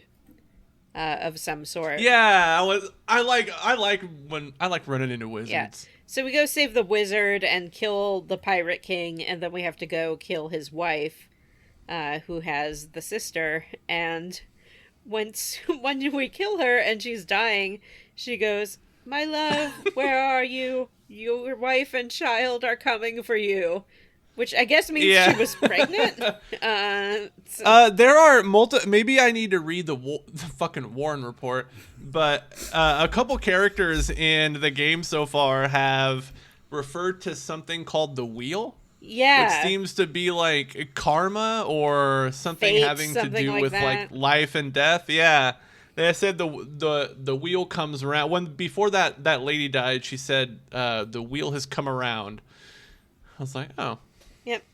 Wheel in Somebody the else sky, said it before, keep too. on turning. I think that sex pest pervert guy talks about the wheel. Oh yeah. So, I guess it's kind of a bummer that we killed her, but she started it, to be fair. Yeah. And then we have the girlfriend, and she says, "Oh, we're the people who are." I don't quite know what their background is. They're liberation people, front aren't they? people. They Yeah. somehow think that they have a, I guess, ethnically based claim to the land, and they oppose the Duke. And so she wants to go see the leader of the Liberation Front. Which is kind of just like on her the way of sister- where we're going anyway, so that's fine. Yeah, but also her sister thinks it's like a bad idea, Yeah. right? Well, her sister isn't there yet. She's really mad about it. Oh, I thought you were talking about the Night Lady. No. So, then there's this weird fight, like, on the way to the Liberation Front, where you run into a guy who's trying to collect the bounty, and Oh you yeah. fight him, and then as he's dying, he's like, "Oh, that reward could have saved my daughter's life." Blah, blah, blah, blah. So I really get the impression that all of these characters have backstories that we just don't get in this storyline. So, Johnny, maybe did you make friends with a guy who wanted to save his daughter's life? Not that I know of, no. Very interesting. Maybe Johnny's got that to look forward Yeah. to. Maybe. He seemed to just be like a bounty hunter kind of guy.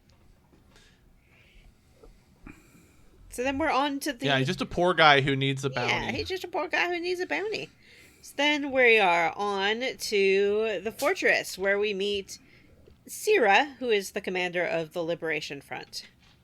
And she and her pal Folcourt, who I guess is the knight we ran into, they have a plan to assassinate Duke Roni. He doesn't like it. And then this messenger shows up, and they're like, "Oh, the Wallisters have broken the Galgastani line and killed their leader." Oh, wow. That's a Their big, whole plan that's different. their whole plan with executing the Duke was to then like start a war with this leader, and now he's dead. But they're like, this doesn't change much. I thought of they were anything. I thought they were trying to force a truce. Oh, is that what They're like, doing?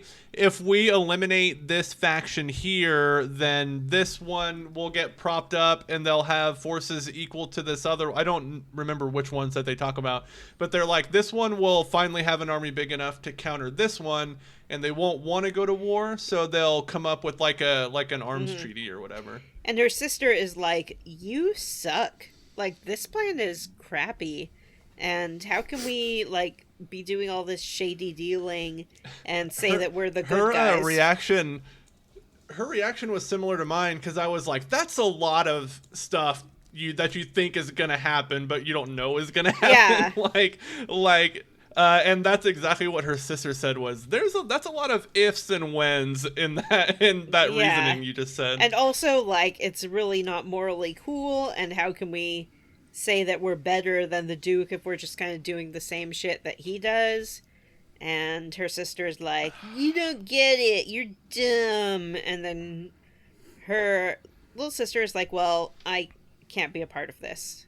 And she goes up to mope on a rampart, and then we can go up there and either tell her to come with our party and be like, yeah, ideals are great, or we can tell her, like, yeah, you kind of suck.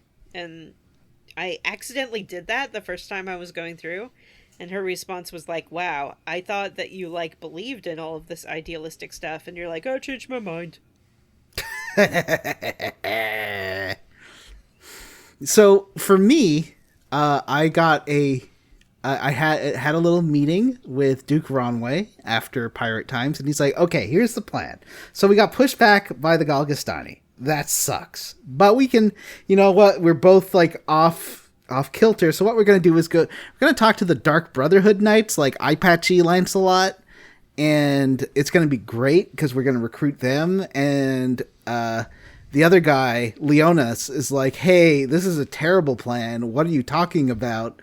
This is going to turn everyone against us because we're recruiting like these butchers, these butcher mercenary guys. And he's like, no, it's great. It's a good plan. And so he asks us to go to their fort. Why do you sound like Norm MacDonald? So, no. Yeah, it's a good plan. Yeah, good time. Yeah. Yeah, and just go get the Dark Knights. Yeah. great. So what I did at this point is so you're on your way to meet them, and then we get to the Archaeopolis of Rhine, and we have a little meeting.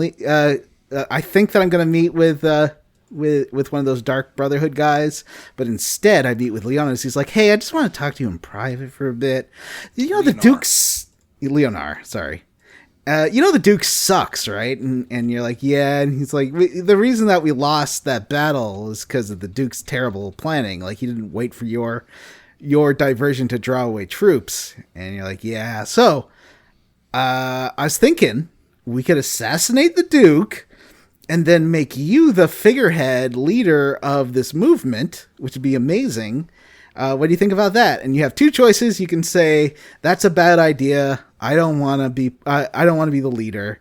Or you can say, yeah, I was born for this. This is what I'm supposed to do. So I decided to double down and say, yeah, I was born for this. And so we decide to go run off to fight the Duke. But in the meantime, we are interrupted by Vice, who's come back. He's like, you murdered, you guys, you murdered a bunch of our people. What's wrong with you? And you're like, hey, listen, again, egg salad, break eggs, you know, you're just a child with a child's morality. You don't understand. And he's like, I do understand. I'm a grown-up boy. And then he tries to get Katua on his side, and she's like, no, I'm gonna do whatever. Although she was super mad about me deciding to assassinate the Duke. She was real mad about it. Anyway, So why doesn't she have any, like, courage of her own convictions? it seems like she's gonna do something. Like, it's kind of building towards something that I she know Right. what's gonna happen. Whoa. even in my game. I'm positive that the same thing will happen, though what that's Okay. going to mean for your game is going to be different. But as we're about to deal a finishing blow to stupid Vice and kill him off for real, suddenly there's explosions, and we see that, I guess, the Backroom have arrived and are just murdering everyone in the Archaeopolis. Yeah, it's the Dark Knights. Did you have to do a one-on-one fight with Vice? Yes. Not Yes. one-on-one, but I had to fight him. Oh, I had to do a one-on-one fight with Vice. He was It just was like dumb. the leader. No, you get a choice. I believe you do get a choice.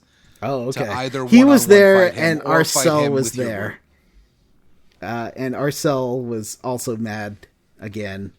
And Donatello was trying to tell her to join us, and she's like, no, this is stupid. So I left her. I didn't kill. You have the option to kill her, but the guide I said, don't kill her so you can recruit her later. And I'm like, all right. So I'm going to go assassinate Duke Ranway. But what happens with you guys when the Dark Knights show up? Well, Zapan, when you get to Tynemouth Hill, Zapan is there, and it's a trap. Or maybe it's Is it Zapon? Zapon is definitely there. Oh, Yeah. Zampana, Mouth Hill. Dun, dun, Zapon dun, is there, dun, dun. and you fight him, and then the Bakram attack I could see the the rhyme, city lights. and you, in the confusion, Zapon like snatches Katua. And is like, I'm taking her to Almorica Castle. Har, har, har, har, har. Wind was blowing, time stood still. Eagle flew out of the night. Oh, I guess I didn't fight Vice until we got to the very We don't end fight of this Vice chapter. until the end of this chapter. Yeah. He was So- something to observe. Came in close, I heard a voice. Sorry. That's So my he Time Mouth Hill snatches- song. It was a great song, Johnny. But I'm not in the mood to join in tonight, and I apologize to you, and I apologize to Peter, what's his name, who wrote that great song. Gallagher. And I apologize to every street. Peter, what's his name? Peter Every Gallagher street with the big busker. eyebrows.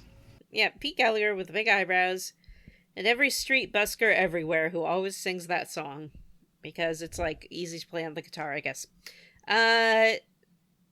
So what was I talking about? I'm so distracted now. I'm just thinking about Johnny's song. We do have notes that you could refer to that would probably help you. I'm looking at him. We skipped about half of this chunker, but Yeah, what you gonna do? it's too late. I don't feel like we did. Well, again, we do have notes that you could refer to, but we're not doing that. Matt has highlighted something for me to read. No, No, I we're did. way past that now, and I'm not interested in going back to it. Oh, okay. Jim, what happens next? Sorry, I was making a meme. I lost track of where we were. So our sister gets taken away. But yeah, to the point. Somebody, and I, I don't do know not where we know are. who, because I can't remember anyone's names, shows up and fights off the Dark Knight while we go after our sister. Matt's notes say that it's Lancelot Good who shows up, and Oh, Yeah, that's that happens right. to mine too. Doesn't Vice show up too? Vice shows up too, right? Vice wasn't here for me. For here, it's just Lancelot Good, and he's like, "Let us test steel versus steel gladly." Cling clang, ching Does chang. Vice show up at the Yeah, end? Vice shows up or at does he the show end. Up here? At the end, he shows up. Oh. I couldn't remember where Is it there was. going to be a payoff that both of these characters are named Lancelot, do you think? Like, is it just the same guy and sometimes he puts on an eye patch? Which one's gonna Ooh, pull it's like a a sword Dr. from a Jekyll and stone? Mr. That's Hyde what I thing. want to know. That's not Lancelot. Arthur? Lancelot is the guy who cucks Arthur. Yeah. That's right. King, Which one's gonna King fuck the Arthur king's is wife? the dude that pulls it. Yeah. I mean, is So- King Arthur the one that pulls it, or is Lancelot the one that pulls So it? is if you know what I mean? the round table really a cuck table? Basically. So, I hate what we you go just at- said. I hate it, and I'm mad at you. We go off after our sister, who has been taken by Sixpest Zapan. We go to the castle. We have to fight outside. Outside, Zapan has an ally who is like a kindly old woman. And Ooh, can you recruit her? Yeah, what's up with this lady? you recruited her? No. Can you? Can you? No. No, I don't think so. You can Yeah, only murder her. I Oh. murdered her. Yeah. She Wow. was like, "Oh, you killed all these people. I'm going to avenge the innocents." And she's just a very nice old lady. You kill her, and then as she's dying, she's like, "The spirits told me you were innocent. I'm sorry." Well, and Aw. Donatello also like talks her. Like Donatello basically convinces her that everything she's been told is wrong, and she kind of fights against it, and is like, "No, that can't be true," until you kill her, and then she's like, "Actually, I think you're probably right. Bye." Yeah. Goodbye.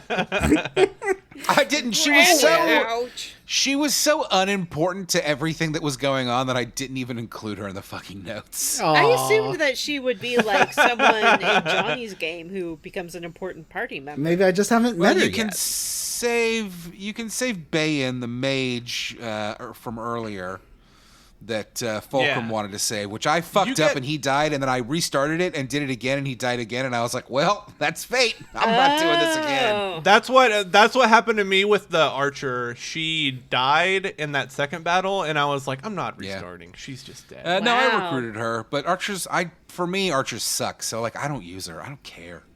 If you make an archer a ninja, they can still use their bow, but they have much more movement, and I think that's really helpful for an archer. Ninjas are really helpful in general because they have a lot of movement and can get behind and kill the fucking clerics, which is huge. Ooh. And also they get one of their abilities is like silencer. So when that clicks, when that hits, they'll silence the people they hit. So I use my ninja to go around and like hit the wizards and the fucking clerics and silence them so that they can't do anything. Clever. So for us, this is where we get the one-on-one fight with Vice, which is... Yes. Which I didn't have an option to bring anyone else. It was just like... Yeah, maybe I'm wrong. Maybe I'm thinking of a different fight later on. There is a point where you do get to choose like whether to have a full-blown fight or a one-on-one fight. But maybe this I don't think I got to choose in this fight. And I didn't understand at first what was happening because it's just like it pops up all of your units and it's like you have too many units in this party and you just have to manually take them all out. It's really irritating. Yeah. So then we go to... But if you're playing it on PC, I feel like you have to hover over everyone and then press a button and then hit remove to take them off on Switch or on the Steam Deck. Mm-hmm. But I like on PC, you can just click on them and just kind of throw them off the board. That's fun. You just like click on them, they just drop them off the board. It's pretty funny. So Leonard shows up and like interrupts our fight with Vice, and is weirdly like nice about it. He's like, I know you guys like hate each other, but like something's happened, and Denim, even you want to know this. And he tells us that the Bakram have taken Rhyme. And he actually offers Denim a chance to rejoin the Duke, which actually you can choose, and that will put you on a third path in this game, the neutral path. Interesting. Oh. How do you get on that? You have to join the Duke, like, at the end when he offers you. Basically, at this point with Leonard... Did anybody do that? Leonard's like, will you come back and fight with us? And you can be like, yeah, actually I will. And that'll... I was kind of tempted to, just because I thought it would be almost did too. Narratively interesting. I was like, fuck you piece of shit. I watched you commit war crimes. I almost did it because I was like, well, it considered what John did lawful. So like, what would happen if I did something?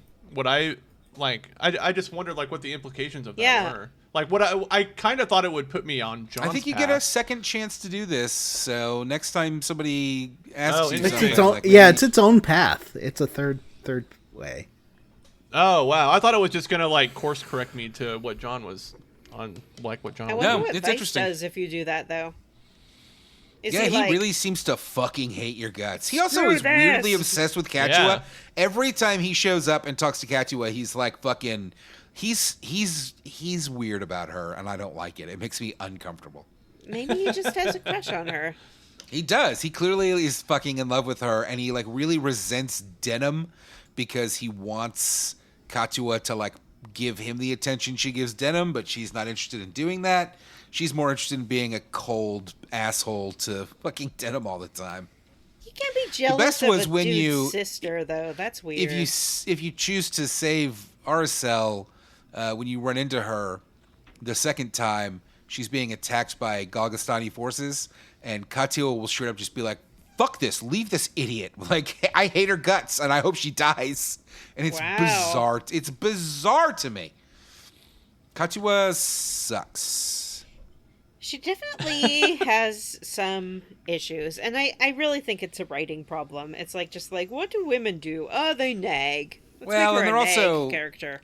I agree with you 100% that they make her a nag, but it's also like they're trying to walk this line of having her basically hate everything you do no matter what you choose. Mm-hmm. Because it's leading up to things. But then her only personality is like she's a nag. She hates what you do. Yeah. And she likes to nag. Well, and also she like guilts you about it. Like she's very guilty about it where she's like, I wanted to like be with my brother, but he rejected me. And it's legitimately like, I just didn't do what you wanted. Is that me rejecting you, or is that me just kind of like having my own opinions about things? It doesn't seem super healthy, whatever it is. Anyway, but yeah, I did not join the Duke. I was like, no, thank you, please. And then Vice is like, cool, now we get to kill him. And the other guy's like, let's chill with that and just not do that right now. yeah, Leonard still Vice is is hoping that mad you'll again. come over back to his side. Yeah. And Leonard's like, Because he okay, sees you that can you're like a go. powerful force and like a good Yeah. leader, and like he's kind of got the hots for Denim. Well, I think Leonard also is like less morally sure about what they did. Like he understands that it sucked. Yeah. Whereas Vice is just like, oh, killing innocents, cool.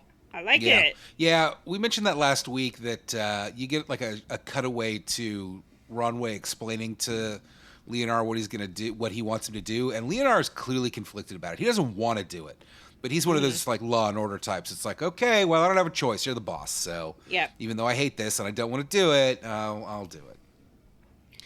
So Gotta that's do it. what King says.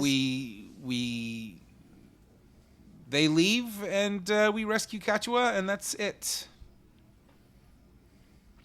Next time on Square Roots, we're going to play through the end of the Brigantys Castle Ooh. section. I think it's like 7-ish fights into Chapter 3. I cut this in half. I wanted to do the whole chapter, but Johnny's behind, so Yeah. we'll make it short. Johnny's It's still not behind. going to be super short because this game's I also long. And marched into the Duke's castle, and he was throwing all his knights and stuff at me. I have one more fight, but I was not able to get to that fight.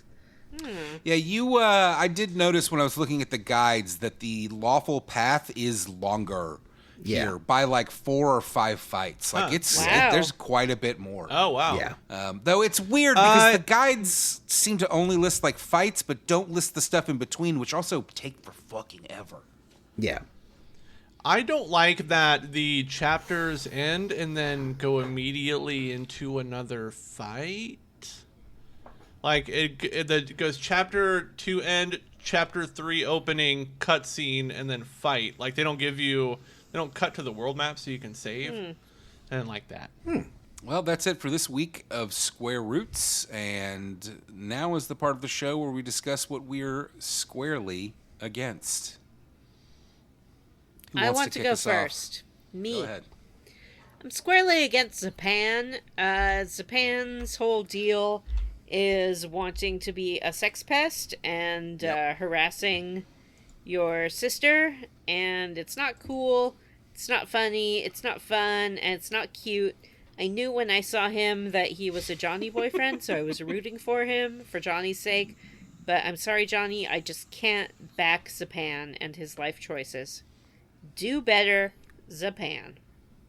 Mm-hmm. Johnny, counterpoint, what are you squarely against?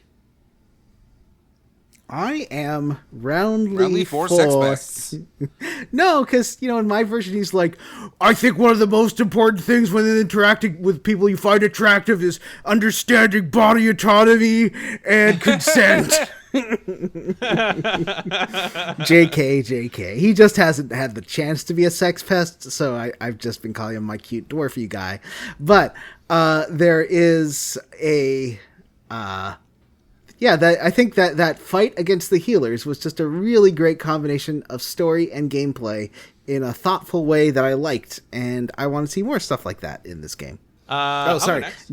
I will say I am roundly for recruiting characters after battles. For some reason, these characters that you recruit from the field, like the wizard guy, I think, and full court guy, just are much more special. They are. They have like I just better wanna have them stats in or my- something. on the- They're better. Yeah, I want to have them on the field all the time. Plus, they're my friends. They're not these for hire people that you just buy at the store. It's funny how it splits it though. Like if you go down the lawful path like Johnny, you get different people. So like Johnny's got a a berserker. It's not barbarian. Berserker. Yeah. In Japan that he gets to have, and we don't have one of those. We don't have a named berserker, which is too bad because that does seem to be one of the strongest classes in the fucking game. Interesting. We'll all be getting white knights in chapter 3, and they're fucking awesome. Ooh. Who hasn't gone, Matt? I'm squarely against one-on-one fights in tactical RPGs like this. They suck. It sucks. It doesn't work. It's not a good idea. It's just trading blows. Yeah, it's just going yeah, back it sucks. and forth. Like, what else are you gonna do? It's the most boring fucking fight you can imagine. It sucks. So that one-on-one fight with Vice was garbage. This really didn't have a lot of dramatic tension either. It doesn't. You know Well, what and I also, mean? like, you can throw a fucking full heal potion on yourself, and you're like, all right, well, I'm good to go, and you know, it's just not great. So, this chapter for the first time, I saw the big area of effect healing spell. I was like, oh my gosh, I didn't know that existed not in that this fucking game. strong, that almost though. feels like it did pretty well for the enemy. I was like, ooh. yeah, I've noticed right. it seems like enemies' magic is a lot better than yours, which also Yeah. aggravates the shit out of me. You know what? The magic in this Yeah. game is fucking busted and shitty. And there's this whole elemental system. But I've noticed that I don't get it. using if you go into condition and look, you can like hit select and it'll let you, whatever, like you can see it. It's just rock, paper, scissors with more options, but all the guides that I read indicate like, well, you know, if you're fighting like an ice person, you want to use fire against them. But that never seems to make a fucking difference into the damage output. So I don't know what the point is. I don't understand it. Sometimes so if it does averse mean it's doing more damage? Yeah. Yeah. It it means- should, but it seems like, to me that they do more. It does does- more damage when you just use the element of your own person. So I don't understand. Oh, really? That Is yeah, that how it works? it you does. have an So like if affinity. you're you have an affinity. Yeah, that's a word I was looking for. I that's the one thing I remember it explaining, but maybe I just like didn't process what averse meant. That just didn't seem to make a huge difference. Well, all right, Matt, what are we playing to next time? I already said that. No. What do you wish already we said were playing to next time? How about that? What are we playing to next time, Yeah, actually? but what do you Just wish we were for my playing own to? information. For my information. Chapter 3.5. Okay. Are we finishing chapter 3 No. though? We're playing to chapter 3.5. Chapter 3.5. Okay, good. All right. Well, before we sign off for this episode, I'd like to tell you about our Patreon at patreon.com/SquareRootsPodcast. You can find all of our amazing bonus content. And let me tell you, listeners, for $3, you can have access to that content. You know how many hours of content are on It's there? an incredible deal. There's like hundreds of hours of content for $3. Are you kidding? You're not going to find Get a better on it. bargain. Why have you not done it already? Yeah. Yeah. Just go on there for Listen. 1 month, listen to all the episodes, and then cancel it. You'll totally remember. Yeah. You won't forget, and it won't be charged to your credit card for another 2 years. Yeah. In fact, I would say, We're, it's such a good deal. Sign up at the $10 a month level. No one's stopping you. Some people do. Yeah. We're like the Arizona tea people. We fought to counter inflation for the price of our Patreon. It's been $3 since we started this stupid We should add a podcast. By $10. golly, it's going to remain We should add a $10. $10 tier that's us like taking photos of our pets. That's the only difference. Oh, that's a Feet great pics. idea. I think that's what we got to sell. And feet pics. Ooh, Yeah. yeah. And feet pics of my pets. That was a would you joke, love to listeners. I'll never see? send you pictures of my feet. You send me pictures of your feet. I have an ingrown toenail right now. You don't want to see pictures of my feet. Ugh. My toenails are painted currently. Oh, yeah. Maybe I was thinking of Jim's feet. I've seen a lot of those. Yeah, I got a pedicure a couple weeks ago. Anyways, you can have access to all that non-feet related content at the $3 level. At the $5 level, You get all that content plus the ability to vote on games that we either play on the show or on our regular Wednesday night stream. We will have just wrapped a vote when this episode releases. That vote was for the game that Matt is going to play on the YouTube stream. Next vote, which will be the game after the next one, will be open for you to contribute to. So, like I said, you get that at the $5 level. Patreon.com/SquareRootsPodcast. Ooh, Another Illusion benefit of Gaia being and a Terra patron Enigma are is- tied again. What the fuck? There's 1 day left. Ooh. That's Pick ties, I choose. Barn to And I'm barn playing burner. Secret of Evermore. Fuck you. Wow. Another benefit of being a patron at any level is we like to personally thank a few of you on the show. I would like to thank Ederal, Florian Jonas Kramer, Omaha Zookeeper, Mostly Rational Person, I Kill Gods for Fun, Addicted to the Smell of Natty Ice, William Westgard, Andy Smith, Doom Train, and Gigantified Micro Space Hamster. I'd like to thank Tracy, Ian Frederick, respectable name, Jesse's Mom's Pizza, Robert T., Sean Walsh, it makes me uncomfortable to hear my name read on a podcast, Sean Gonzalez, and Tracy, the Board Queen. I got 2 Seans and 2 Tracys. Come on. It makes me uncomfortable when my name isn't read on a podcast. Like, if I'm listening to a podcast and they don't say my name specifically, then what are they even doing? Are they doing this show for me or not? Come on. I told Haley yesterday that I was born female and my name was Vanessa. Oh. I hope that she was accepting of you. She didn't believe me. Oh. I mean, you did biologically father her. And then she misgendered me by That's calling called me dad. That's called gaslighting. I'm your mom. You can be someone's dad and, well, maybe Johnny has Were you about to say you let's could be cut someone's all dad this and their out mom? face. No, I was going to say. Sometimes when Jalen will come up and ask me for something, I'll pretend to not know who she is. Like if I'm watching TV and she'll come up and ask if I'll do something, I'll be like, "What? Why are you here? Who are I you?" do that all the time. I'm sure as she loves that. Yeah, I'm sure she won't be talking about that to her therapist. I like the dad, and I'm like, Dad's not here, man, which they don't get. And then dad, and I'm like, there is no dad, only Zool. They also don't get that. They don't get me. It's sad. Who else has to read? Kiss Your mom. me. But Vanessa, go first. Orcus the Great, This is the least efficient name reading we've ever done. on the Amanda show. Pires, Eric Pitkamini. Actually, Seattle Sounders are really host club World Cup next year.